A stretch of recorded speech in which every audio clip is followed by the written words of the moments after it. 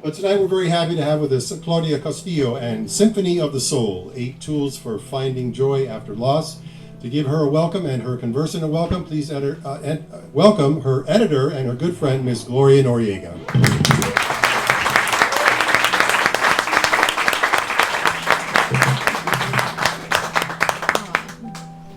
Wow, qué poder de convocatoria. My gosh, she is amazing, isn't she? She really is. She really is.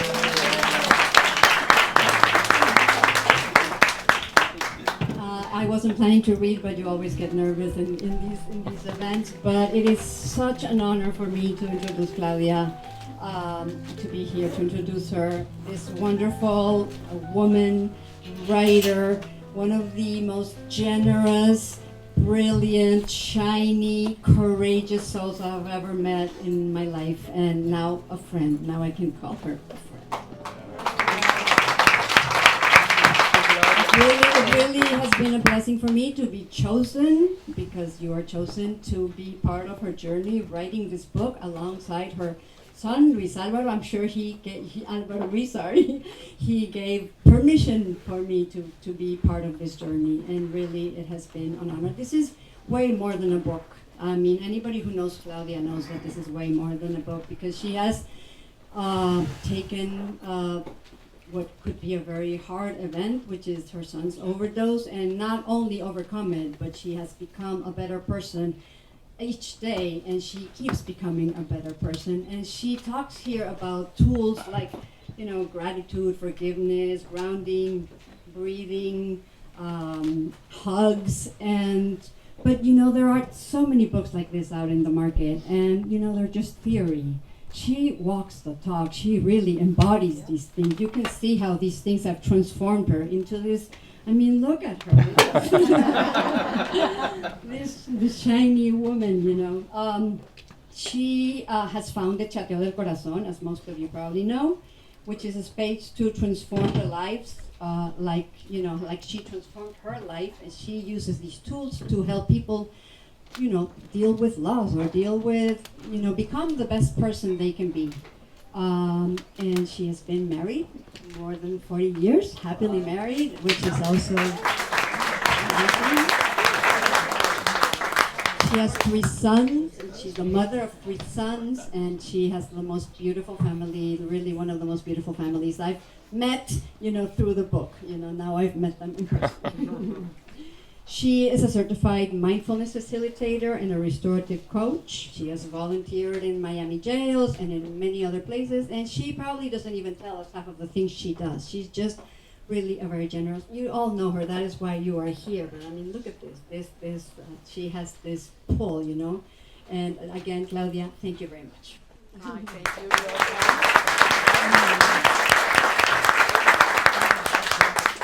In conversation with her, we are lucky to have Renzo del Castillo. They are not related, although. He is a creative instigator and community builder, a willing poet who bridges gaps and builds empathy through creation, art, integrity, and love. He was born in Lima, Peru, and has spent the last 15 years as an executive in the healthcare industry. He currently lives in Miami, but he prioritizes traveling to experience the tenets of other cultures. His work is unique to him, written out of both his classical training and the lived experience that has made him who he is. His best-selling debut poetry collection, Still, inspires a deeper look into the complexities of adapting to new cultures, redefining identity, and finding similarities in the most uncommon spaces. So, as they say, without further ado, please give him a big applause so that we can start this meeting.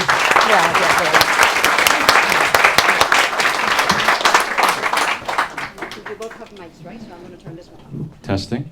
¿Sí? ¿Tú tienes también? Sí. Does it work, guys? Yeah. Hi, everyone. When I met Claudia at a mutual friends event, and to know her is to be overwhelmed by a lot of loving care immediately. We spent, I think, a good half hour just talking about your son, your family, your purpose. And when you reached out to have me facilitate today, I had to say yes. So this is just one more big hand for Claudia before we begin. Please. Thank you, Renzo. Thank you. And I appreciated that you moved your Telluride Film Festival for tomorrow. I'll be there instead of tomorrow. today. I'll be there tomorrow. So, you know, I think it's important to start at the beginning to give some context. Yeah. So what inspired you? And I know a lot of people know your story, but I think it's important to build off of that for the rest of the conversation. What inspired you to write Symphony of the Soul? A lot of suffering, and here with us, we have a lot of doctors that came and were together with me trying to guess how to stop all this suffering, the pain. And honestly, addictions, I don't think nobody choose to be addicted. You don't choose to be addicted. But the truth is that the only one that can get out of there is that person alone. And unfortunately, my son passed, but I was so addicted to him as he was to his drugs. Because the addiction of codependence was something that gives you the illusion that you can control people, you can save people, you can heal people, you are going to change their life, you just could distract them. So that is all this suffering. When my son passed and I come to touch this cold body and know that I will never see him again, that I will never smell him again. But tell you the smell, I smell him again because his perfume was left in some of his shirts.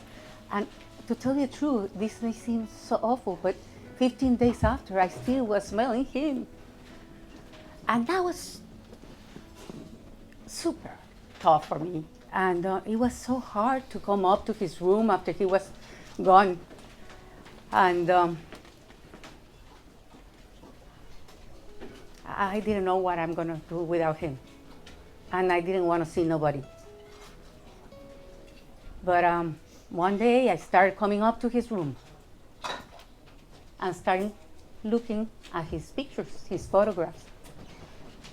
And these beautiful photographs that start getting me meaning and saying me something was for me, for my spirit to heal.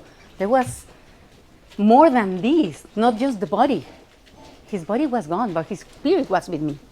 So that was the start of the inspiration of writing. I didn't know at the beginning it was going to be a book. I didn't know. But when the time passed, and I started to waking up very early, 4:30. I thought, why this early? But that was the time I got inspired. And sometimes I think that is the time that the angels can talk to you. And I feel my son is an angel. I feel my son is also a hero. And they say, why do you say hero? Well, a hero because he has the strength for two. And he gives me courage to be here today. You know, I feel him. So all of us that have had somebody that you love, I tell you, at the beginning it's hard. But you can connect with them. And they give you strength from above. They really will send you messages. We have to make an effort to live in a way to have miracles happen to us. And I think that's the book about.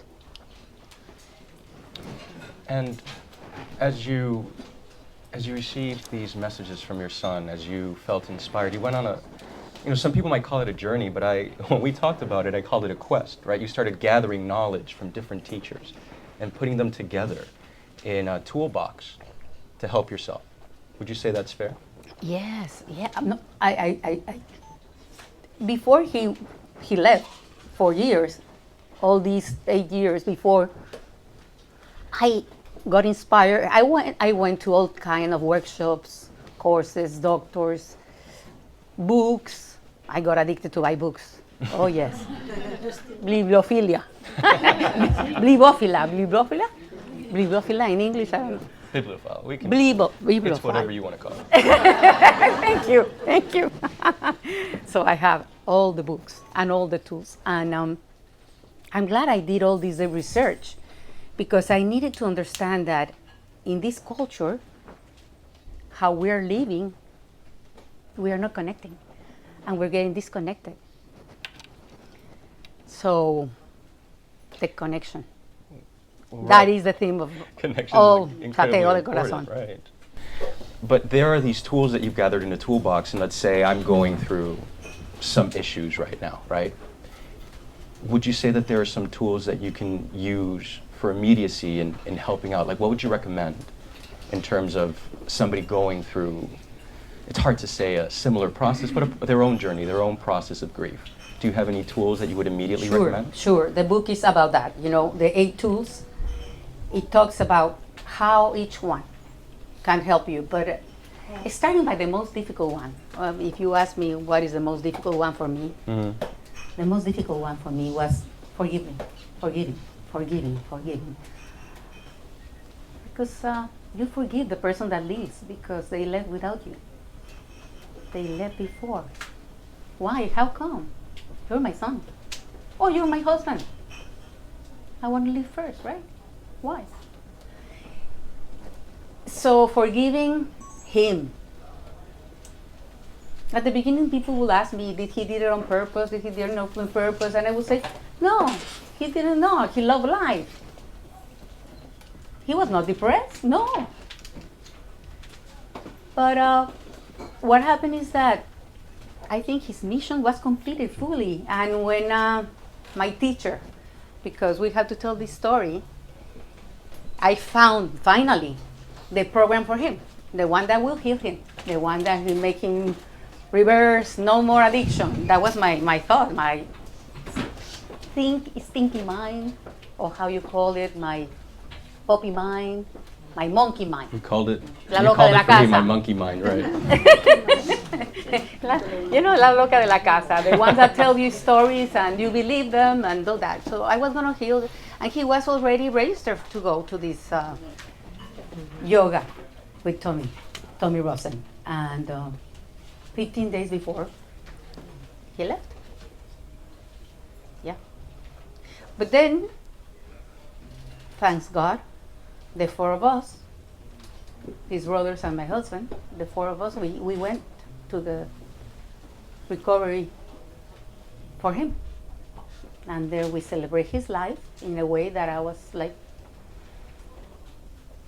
stunning. Like, you read in the book, but there's a lot of animal connection that came to me. Like, my son would say he was a bear. So why you put a picture of the bear in the WhatsApp? His father would ask. And I said, well, I'm a bear. That's me. Because he liked shamanic things. So when we went to this place, we found 3 bears in the way. But bears in Florida. They cross. Real bears. Not in the zoo. So see. Okay, so we found this program that if somebody asks me nowadays if there's the best program, I tell you of all I've seen.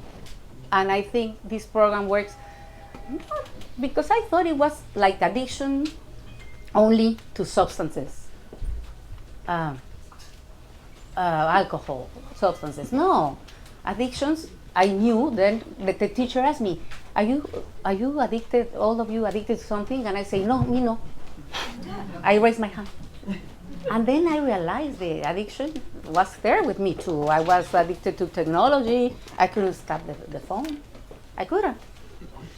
My son will tell me, you look for your phone like I look for my painkillers. So that was an addiction. So we are not talking about addictions only, but we're talking about letting go people and how to understand that we don't have control of nobody. But ourselves a little bit. I don't know how much you, but for me, I just control myself a little bit. And every day, I'm doing an effort to live more in my breath, like we talk. Right. So I'll bring it back to the tools, but I think it's very important because that, in our conversations, that was the most difficult part for you. The basis for everything in your journey, in your quest, was forgiveness. Forgiving yourself, forgiving the world, forgiving your son. But there is a difference between theory and application because, as you described it, you were addicted to helping your son, you were addicted to your phone. I think you, and please go into the story, one of your friends told you can never do yoga because you can't be quiet. Oh, she must Right? be around here. We see you, we know you're here. Forget it. Yoga is not for you. But there's You're a chatting box. there's a reason for that, right? It's an inability to be with oneself, an inability to be centered. And when I brought up the tools, I know that I was stressed out the other day and you were telling me, if I remember, breathe, ground, and there's a third one, which I'm sorry I forgot. But take a cold shower? And take a cold shower. That wasn't the issue that I was dealing with at the time. But all those things are about being in the present moment. So if you have to be present in a cold shower, in order to be present for breathing, you have to be there. In order to ground, you have to be in that moment. You have to be okay with yourself. Why do you consider that the holy trinity of your toolkit for your book? Why? Because you ask me why me, but sometimes you get out of it, you know. I tell you something that my son, I have my friend, the psychiatrist here, and I am ADD superstar. I'm sure. They never test me, but my son was tested with ADD, learning disabilities, and all these things that I'm sure if they have tested me in the past, I will have those things. But the truth is that ADD makes you a very creative person. And Álvaro was such a creative person. He was an artist. Yeah, he was an artist. But this word didn't value that so much, you know? When you see that here, like the coolest thing is to be into sports. Oh, he likes sports, he moves, but he was not very good, you know? So it was not that cool being an artist. And I will tell him, Álvaro, don't be cool, be smart. But he wanted to be cool. And you'll see in the book, all the books he went through looking for coolness. But he's a beautiful spirit. And you know here that he is a spirit that inspires a lot of you. Because that's why you're here, you know, because of him. Come, bring me back. I'll bring you back. I'm here for you. I'll bring you back. No, it's important, right? Because you've gathered all this knowledge. You've shown the difference between theory and application, how to ground yourself, how to use it. And there's many more tools in the book. There's 8 chapters of tools. 8 is a very important number that we'll get into in a second. But you've taken this journey to center yourself and then find yourself again working with disadvantaged youths in jail, in the incarceration system. Oh. What drove you to do that, and what do you find as you're working with these youths that tie back to what you've learned in your book? Well, it's fascinating to go to the jail. I went to jails because I was so low in my feelings, like I was so sad. And I always was afraid of jails for my son. That's why I started doing a prisoners mindfulness course. I became certified to help prisoners. This is just in case, because I see he's driving with alcohol and with ADD pills. He may kill somebody. He may have an accident. So I was so afraid of jail. And that's how I started. Something happened that they invited me to go and teach yoga to the facilities. And it's really hard. It's really hard. The hardest thing is the system. I truly, you know, you have to wait hours and hours. But the truth is that I saw so many miracles in there, working with these people. One of my favorite experiences, an exercise of tapping with one of the prisoners there, with all the souls. Because when you go there with mindfulness, you go there forgiving them. and helping them to forgive themselves. Because that's the hardest part. Imagine being there, how they have to forgive themselves. So this tapping and this, I was talking to Renzo and telling him that this touching yourself with an intention and with the words, it is so incredible. I will recommend everybody here to go into the tapping, because tapping can help you for everything, anything. And for my experience in jail, that was an example that was incredible. One Afro-American lady that she was very big, one day she told me that nobody left her alone, that she was very much bothered, that she couldn't sleep. I showed her some exercise, and then the next time I come, she was so thankful. She said, now I can sleep alone. Nobody bothers me with this exercise that you taught. So those kind of experiences. Another guy, a young guy, I think maybe 20 some, very young. I will come with my son's picture for them to see it. And they will get inspired to see Álvaro's picture. And this guy said, can I give you a hug? Because I feel like giving you a hug. Thanks God, was sleeping the guard with the guns. Yeah, that. So I said, yes, Such you can a hug rule me. breaker. And keep hugging me. That was the best hug, And another experience was, at the beginning, they let me bring books. And I brought Álvaro first Bible from his first communion, Holy Communion, Hallmark. Yes, and I brought it. But it was fascinating when the woman that came and took the Bible, I saw her back and it says bear. And I said, oh my God. Was sent for him, from him to her. So, I could stay all day with you if I tell you about all the beautiful experiences in the jails and how people. Some of the things that I want to comment on that experience in jails is there's a lot of religions coming to the jails to teaching them religions. And there were some rabbis there, and me with my little roll yoga mat. And they say, no, she is not from us. And I say, oh my God, she is not like us. And I say, okay. I truly went to jail without bringing them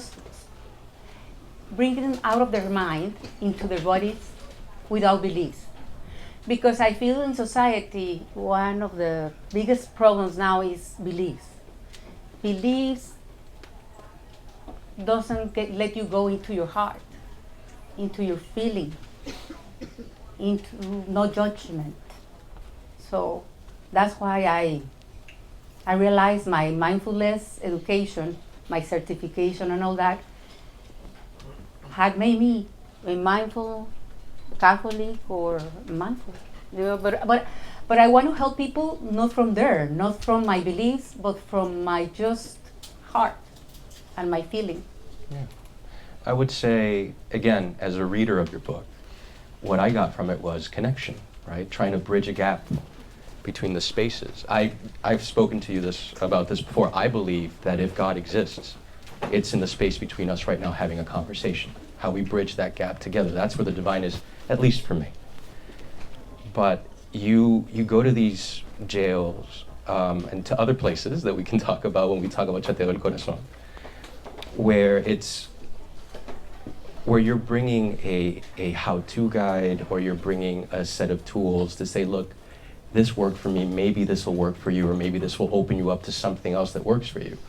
But you are providing tools. Again, I'm not trying to overuse the word tools, but you're providing just like a guide, tools to teachers, to caregivers, to address these issues that their loved ones might be going through in terms of addiction or grief. Maybe they're together, maybe they're separate. And what would you recommend to a teacher, a caregiver, somebody going through that, as you're seeing them struggle with what you struggled with? How do you connect? Yes, I will recommend when you see somebody that is so much into grief and so much into maybe depression or not feeling well. They don't, I mean, the least thing that they want to hear is like, be happy. Right? Tranquila.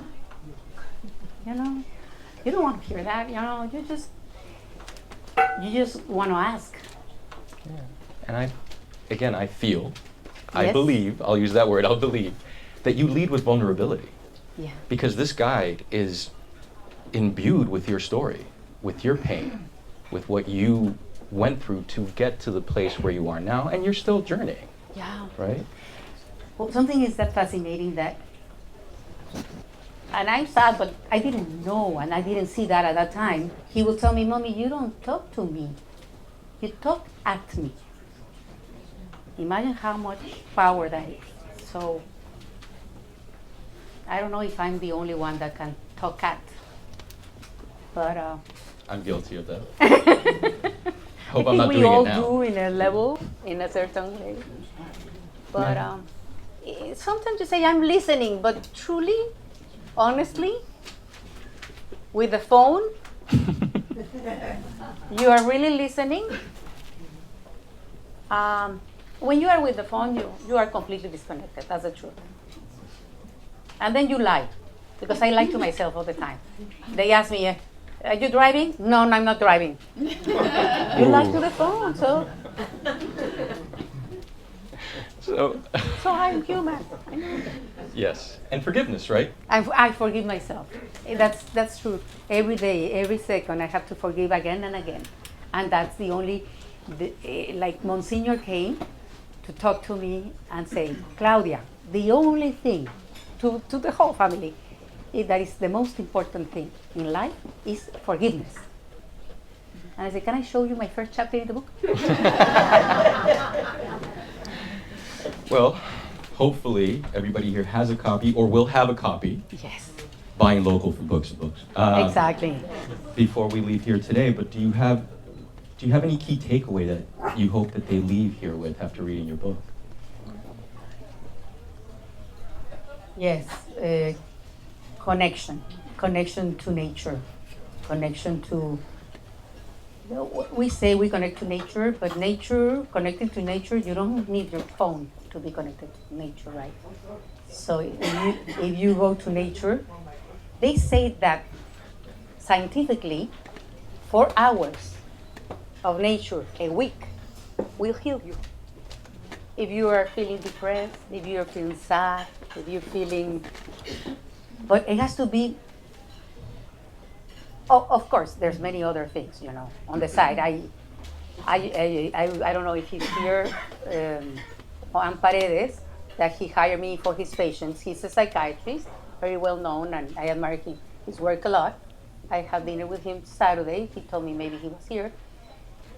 But we know, you ask doctors about things, I just tell you things from elements, of life elements, that we're living different, that when people used to live before, they connect to the elements, in a different way. So it's healthy to go to nature and connect with nature. So I will suggest everybody here go and connect and breathe and laugh, because laughter is the best thing you can do. It's not crazy to laugh alone. It's not. It's laughing therapy. You can strive. Laughing is a therapy, and we do workshops. We've done Coco Plum. We've done workshops with laughing therapy, and it's amazing how people relax. Relax. There's so many ways to relax nowadays. And touch. When people, I say touch, they feel. I don't know what happened. That they say it's touch. It's healthy touch. Touch yourself. Touch to heal. Like I tell you, the tapping, understand that that's powerful. And touching each other too, We need the touch, and we have forgotten about that. So Well, I can vouch that every time we talk, I have laugh therapy. We definitely do. It's just lovely conversations for sure. So we're talking about what you hope people will take away, but I know that there are others who have already read your book. I'm one of them, but there are others. Can you share any memorable interactions you've had with readers of your book, how it affected them? Oh, yes. I love this father telling me that the letter of my son, he couldn't stop crying and sobbing from his letter. Another friend told me that she really understood all the research that is behind this book.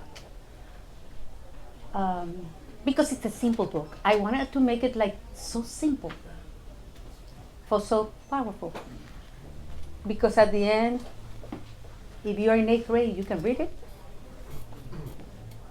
And you can connect more. Because from the book, what I brought you is all this scientific alternative knowledge that goes behind. What other experiences from readers? They told me, I like this this lady telling me that her favorite phrase is, we are living a spiritual life and having a human experience in the spiritual life. So we are all making time. We are all going. We are not safe. So today, and we don't know, but they just went a little bit earlier than us. Just a little bit earlier. But we still can connect them in the spirit. And the more we develop that training of being in the spirit, especially the breathing, being in that breath, being in that meditation, in that prayerful moments, praying, all that spirit will bring you closer to the persons that, our loved ones that have gone before us. So they're here. Yeah, that's lovely. And there's a lot of self-work and self-fulfillment that goes into the journey of the book, but you are surrounded by your husband, your children, your family, your friends. Look, I know from personal experience, my family went through a period of grief, and my dynamic with my mother changed. It was difficult at times, it was lovely at times, it was better at times, sometimes it was worse. But there was definitely an evolution. We're in a good place, guys. There's nothing wrong with that. But it does, when you go through this, you are not the same. So how have your relationships evolved as you went through this journey? Well, maybe we could ask my son.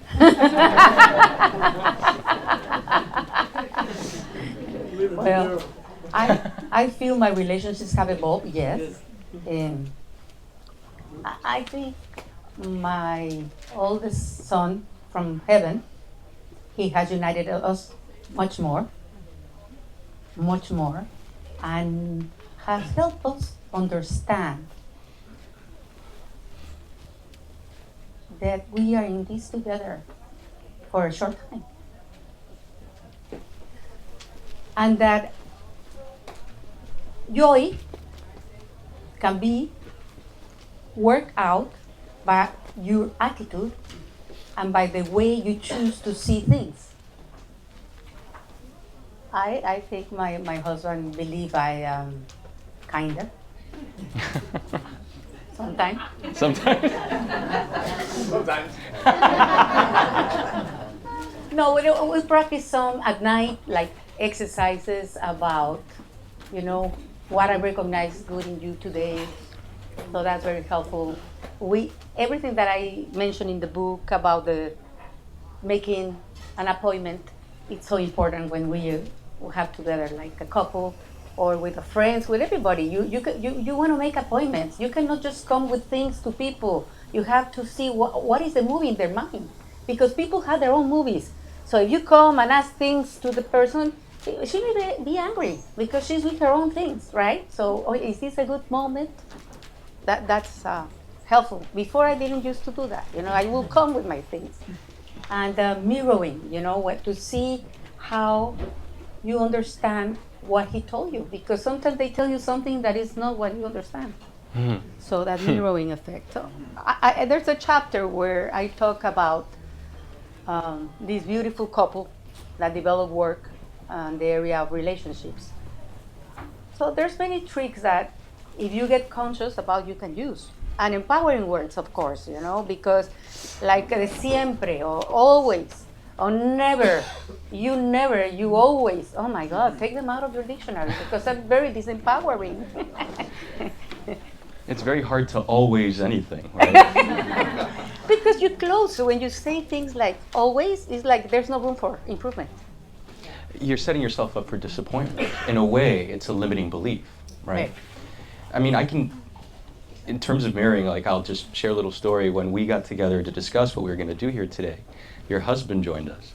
And in a very positive, guys, I mean this, there was nothing negative about it. He was there to see if you were safe here with me in a very beautiful way that made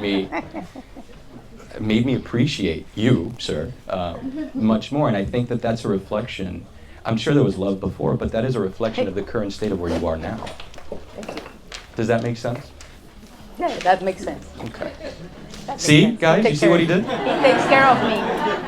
Couldn't have planned that better. And we do the same. We care for each other in that way. Yeah. Yeah. It's a give and take, right? But I know we're winding down here, but can we take a moment to talk about the really cool guys, it's cool. The really cool work you do with Chateo del Corazón. You described it as a movement. Yes, because from all of these learnings, from my son's spirit to here, Chateo del Corazón is a space which is intended to connect more with the heart. Yes, because we know we can be like a knot, very hard to open, with a big heart inside, or like a strawberry. We can be like, very easy to melt, but a big heart also. And between that, we all need to connect in ways. So my idea is not to know, because there's so much knowing. I say, no, let's feel. So Chateo del Corazón intention is to make people feel more. My idea now is feel the virtues. I'm working on a program that is intended to how does the virtues feel in your body? Yes. And which are the virtues that make you happy? Virtues. Yes. Virtues. Thank you for correcting me, my son. Yes. And my friend Mary can correct me too. So virtues.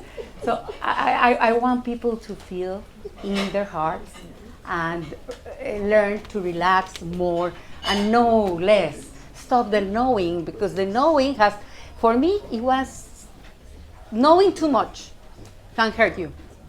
Sometimes you just have to feel, relax, and dance.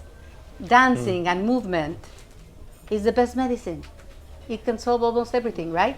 I have a quote like that in the book, and I love that one. Yeah, like I know my girlfriend loves to dance to de-stress, right? Like at the end of a hard day and to feel grounded, takes off her shoes to feel the grounded nature and do that, and it works wonders for her. I don't do that, but she does, and I see that it does wonders for her. And by the way, guys, that's www.chateodelcorazon.com. You can find it in the book. You can follow her on Instagram at Chateo del Corazón as well. But it's a beautiful website and when you get the book, there's like QR codes that lead you to mindful mornings, or I forget what you call the mornings, just like morning exercises, breathing exercises, different things that she's collected. She's done the work for you. She's gone and talked to different teachers and put together a toolbox for you to deal with whatever it is that you need to deal with in your life before it becomes something that you are overwhelmed by. And also, I believe... we start every day, my husband and I, every day, since my son, I don't know how many years after. No, we start with these exercises that are only 8 and that open our spine. And for us, it has been the most powerful exercise ever. If I don't do them, I don't feel the same. I think that the highway is not working, And we Yeah. do the prayer every morning, and we do the meditation every morning. And this, all that I tell you, that is the miracle morning. I tell you, I learn it, and I practice. So, Chateo del Corazón has a lot of programs to come, but learning to be in the moment, laughing, and feeling, and tapping is the invitation. No, I look, as somebody with 2 hernias, I can tell you the stretching exercises in the morning have been great. I have been using them. Really? Really? Oh, good. I'll tell you later. Awesome. And we want to open it up to some Q&A, Yes. but before we do, as I was reading the book, I realized that the cover is like a scavenger hunt. If you go through the cover and you see a red doll, the red bird, could you please tell us a little bit about what went into the cover, because it is connected to almost every chapter in your book. Okay, yes, sure. When Álvaro was 12-year old, and he went to Gulliver School, his art teacher showed me this, and she said, come here, come inside, see the puppet your son craft. And she showed me the other puppets. It's not nice to compare. It's not a good idea to be happy.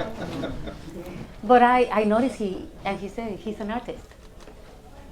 But the thing is, being an artist, he had to study 3 hours a day after school, tutorings, and it was no time. And he didn't find his life, or he didn't choose that path, because he heard so much there's no money in the arts. No, you will be dying of hunger if you go for the art. That was a message he received. No, go to the money, to the banks. Yeah, me too. I heard that too. Go to. So that's what he heard. No, but I continue. That's the puppet. That's why he's here. Well, let's save it. I will challenge you when you buy the book, if you are mindful, as we're trying to get you guys to be with this movement, you will see that all of those images are connected. But could you please tell us the story, I'm going to cheat on one, of the red bird? Okay. Well, the red bird is the cardinal that appears to us in many occasions. The first time was when my husband told me, and I say, look at that cardinal outside. No, that's Álvaro. My husband says that. And suddenly the cardinal was inside the house. Let me tell you, I was scared. Not to tell you. I don't know how he came in. It was by his picture, right? Yes.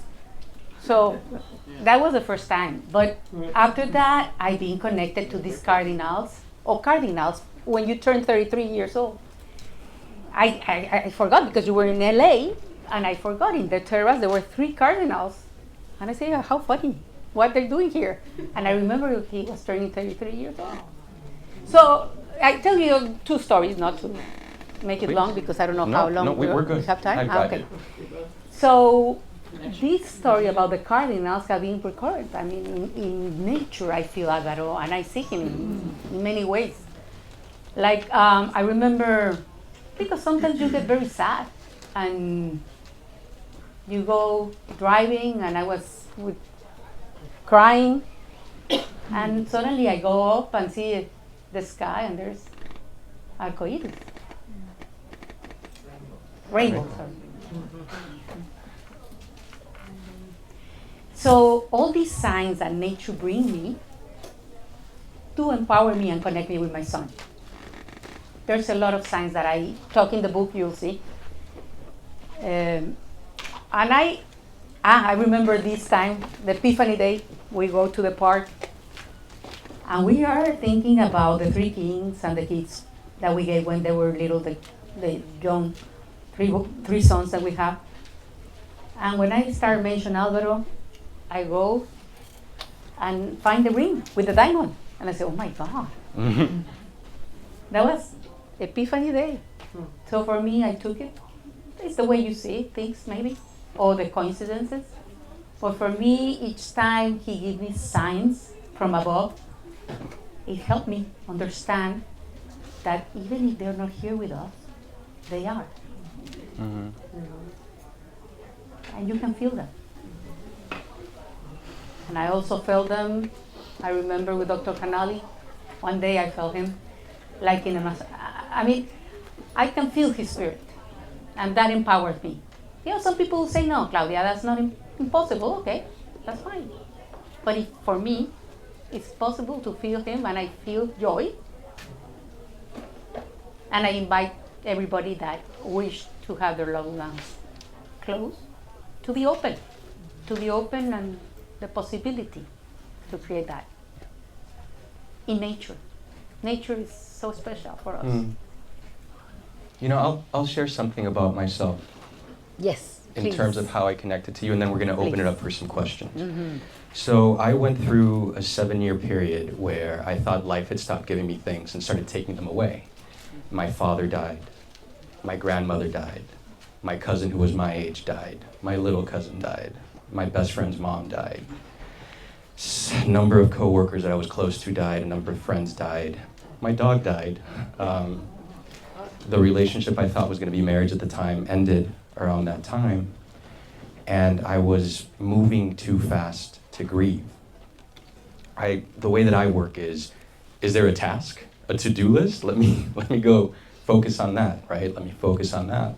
But I wasn't centered, as you described. I wasn't with myself until I realized that, you know, think about the first time you tried sushi. Did you try sushi because you said, oh, this looks great? Or did somebody you care for and admire and love say, hey, try this is good. Your favorite book, your favorite movie, your favorite vacation. And that's when I realized we are made up of all the little pieces of everybody we've ever loved. And in such, those people that I named are still here. They're with me. They're part of me in the way I comb my hair and the way I tie my tie. The chicken soup I make, right? My grandma, right? Like these things that we pass on, this generational love. And that's why I wrote my book, which is called Still, because I needed to be still, and they're still here. And when I went to our mutual friend Esther's book release in Coconut Grove, Books and Books, Coconut Grove, it's when I met Claudia. And I honestly feel two things. That through our conversations, I met your son. I've become friends with your son in a way. But also that I really got to know you. And that is something so rare, to connect with someone in a short amount of time because the barriers are down. And I think that's the gift you have for everybody here with your book. So I did want to share that. Oh, And I want to open it up for questions for so beautiful. Claudia. Thank you.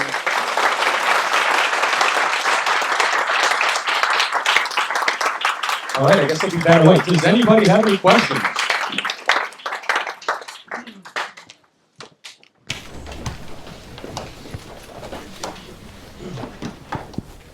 They always say with every relationship we have, and especially when we lose a relationship, that we learn more about ourselves. So I wanted to ask you what you feel you have learned about you in going through this process. What I've learned about me going through this process is Microphone.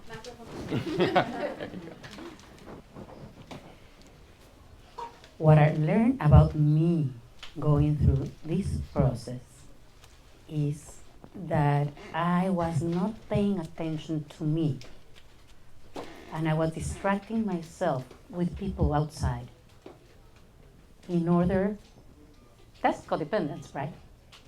In order not to live your life. Like everything was more important than you. So I've learned that it's not because selfish, because we as women that live a Latin American life believe that we have to be second, first mothers, wife, and sometimes no, it's like you have to live your life and you have to have your own, your own life. So I learned that. I learned that I have to be first for me, because if I'm well with myself, then I can be well for others. If I have love for me, I can give love to others. So that's one of the main things. Thank you for the question. Does anybody else have a question?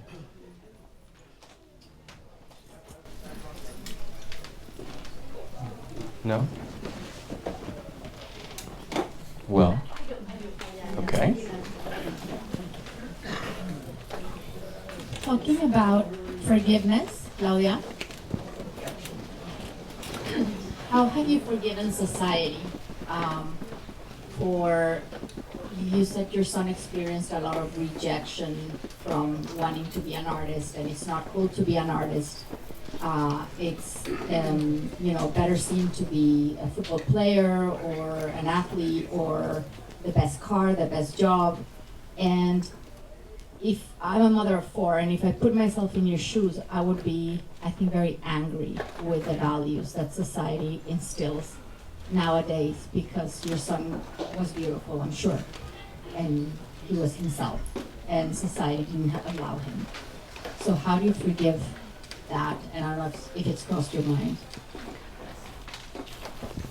Thank you for that question. And really, I have to forgive society every day, because it really entices us, all of us, for consumption of all kinds of things. So we live, if you travel to other places or continents and you see how people are not needing so many things, and you understand that this enticement or this of getting more, buying more houses, everything better, doesn't have a stop. And it's a forgiving of every day. It just, I feel like, yes, I got angry with the culture. I got angry because all this partying modality, I get angry. But at the end, anger doesn't get me far. So I just have to forgive society, and know, understanding that I am creating my own life every day, and I have to set limits, put boundaries, and learn to live with a society, but with your own creation of society too. So that will be my getting angry. You know what they tell me, Claudia, you never get angry. The truth is, I'm learning to get angry. I'm learning to get angry. And to play tennis. Thank you. We'll have to ask him if you're a quick study. We'll have to ask him how good you are at learning anger. We have time for one more question. Is there one more question? Please. I want to know how you deal with the sadness, losing somebody that you love. That it's so close to you and it's taking so, like your case with Álvaro. I lost my brother earlier this year. And it was very tough. It still is. I have his wife and beautiful children next to me. But I miss him. I miss his person. I miss his love, his warmth, his hugs, his physical presence. So, I'm angry. I feel you. I feel you. We are with you. We are with you. And keep on feeling, because feeling is the only way to heal. So if you feel more and more, that's magnificent. That's the best way.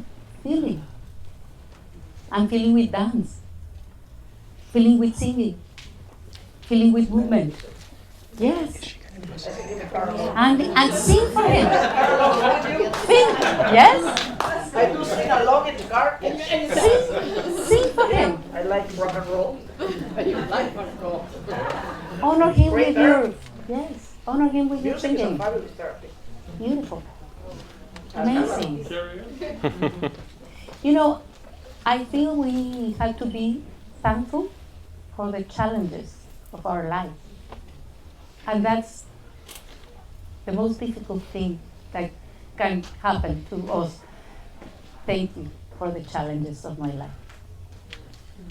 Because they are there to teach me something. Wow. It took me a long time to say that. Well.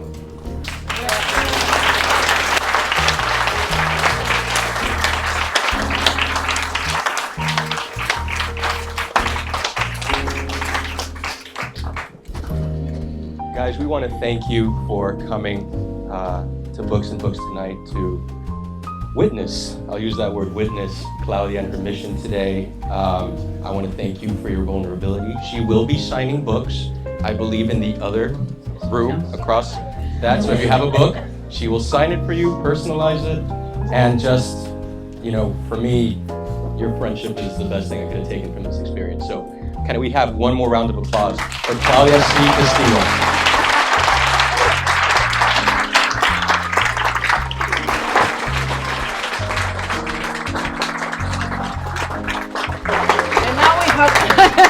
If you don't have the book, you can buy it in the The book is available at Books and Books at the register. And again, signing will be on the other side. It's good to meet you guys.